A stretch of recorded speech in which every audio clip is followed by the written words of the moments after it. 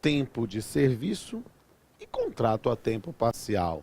Cazuza diria, o tempo não para. E o tempo foi lembrado também no nossa reforma trabalhista. Aí eu falo nossa ou lá dele, sei lá, essa reforma trabalhista. A primeira é uma previsão de uma modificação meramente redacional, né? Que estava no parágrafo único do artigo 4º, né? E que agora está no parágrafo 1º, né? O parágrafo único do artigo 4º dizia: computar-se-ão na contagem de tempo de serviço para efeito de indenização e estabilidade os períodos em que o empregado estiver afastado do trabalho prestando serviço militar e por motivo de acidente de trabalho.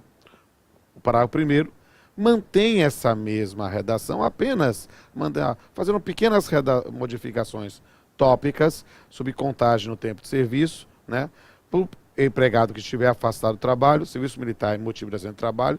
Aqui foi uma modificação simplesmente por causa de vetos anteriores que deixaram o dispositivo com a redação meio ruim. Mas o que é que acontece? O fato é que o parágrafo 2º, que eu vou comentar em outro vídeo, né, faz modificações substanciais sobre o tempo à disposição no contexto da jornada. Isso eu vou falar em outro vídeo. Mas eu quero falar logo de cara sobre um aspecto do tempo que pode ser condensado aqui. É o trabalho a tempo parcial, o part-time job, né? O contrato a tempo parcial, que era uma figura que já existe no nosso ordenamento há pouco mais de 20 anos, né?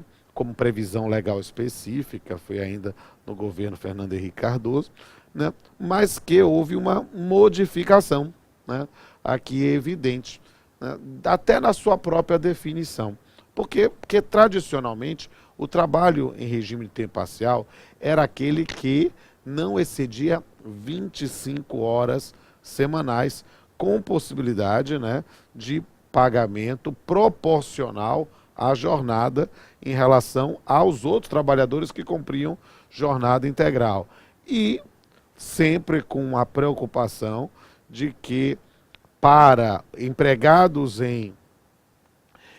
que estavam em regime integral passarem a adotar o regime de tempo parcial, teria que ser feito mediante opção manifestada na empresa em forma prevista em instrumento coletivo, né? Isso, no parágrafo 1º e 2º, em relação ao pagamento proporcional e a ideia da conversão dos de regime integral em regime parcial, isso não mudou. O que mudou foi a própria definição de trabalho em regime de tempo parcial. Por quê? Porque criaram uma novidade que eu não tenho a menor dúvida, sou juiz há mais de 20 anos e não tenho dúvida que vai ser um caminho aberto para a fraude. Por quê? Porque considera-se trabalho, a nova redação do 58A, trabalho em regime de tempo parcial, aquele cuja duração não exceda a 30 horas semanais. Eram 25, passou a 30.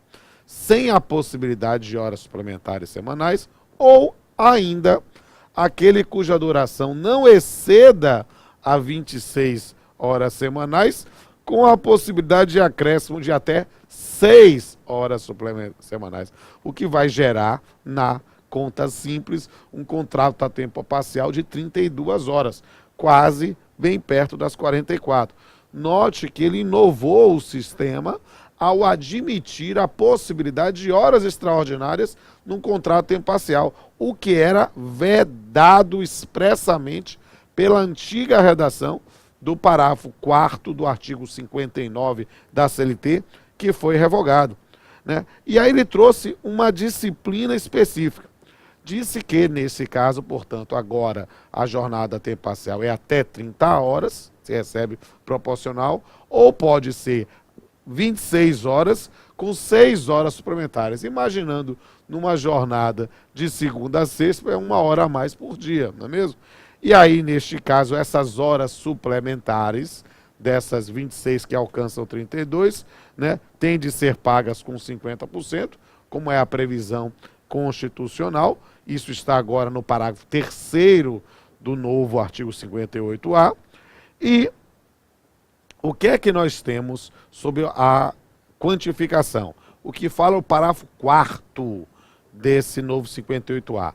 Na hipótese de o contrato de trabalho em regime de tempo parcial ser estabelecido em número inferior a 26 horas semanais, as horas suplementares a este quantitativo serão consideradas horas extras para os fins do pagamento estipulado no parágrafo 3º, estando também limitadas a 6 horas suplementares semanais. Ou seja, no final das contas, você tem a possibilidade de um contrato a tempo parcial com hora extra, desde que sejam no máximo 6 por semana, né?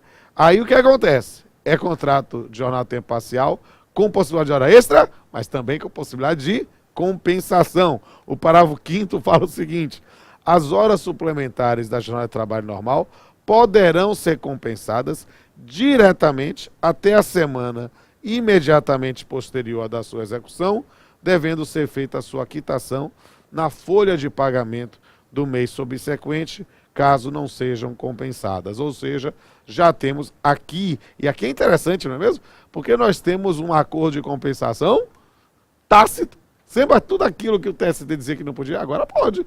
Por quê? Porque nessa circunstância, trabalhou a mais, mas na semana seguinte já compensei, né? Exigi menos trabalho, não precisa anuência nenhuma. É esse parágrafo 5º ao que inova o sistema, né? Perceba que nessa ideia suposta de prevalecer ou de prestigiar a autonomia da vontade, o que é que fizeram? Deram a possibilidade de converter férias de trabalho a tempo parcial em abono pecuniário, aquela venda, entre aspas, do terço de férias. É o novo parágrafo 6º. E uma das poucas modificações supostamente favorável, não, essa é favorável sim ao trabalhador, é que as férias do regime de tempo parcial agora são regidas pelo disposto do artigo 130, ou seja, suprimiram aquele artigo 130A, que era confuso pra caramba, porque você tinha o número de dias, né, o número de dias de férias do empregado, não em função das faltas justificadas, como no 130, mas sim em função do número de horas que ele trabalha por semana. Revogaram isso e aí passa a valer o artigo 130 naquela proporcionalidade em função do número de faltas injustificadas. Ou seja, um contrato a tempo parcial pode ter 30 dias de férias, é a novidade.